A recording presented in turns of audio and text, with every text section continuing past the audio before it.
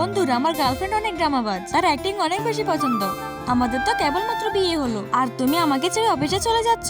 আমার শয়তান বস আমাকে ছুটি দেয় না, এবার তো সে আমাকে ভয় পাইয়ে দিয়েছিল। লিলি, কি হয়েছে? তুমি ঠিক আছো তো? আরিয়ান, আমি প্রেগনেন্ট, আমাদের বাচ্চা হতে চলেছে। কি আমাদের বেবি? এইবার লিলি 80 বছরের বুড়ির মতো অভিনয় করছিল।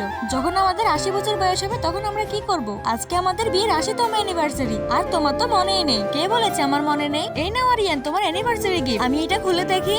না, যখন তোমার 80 বছর বয়স হবে তখন খুলে দেখিও।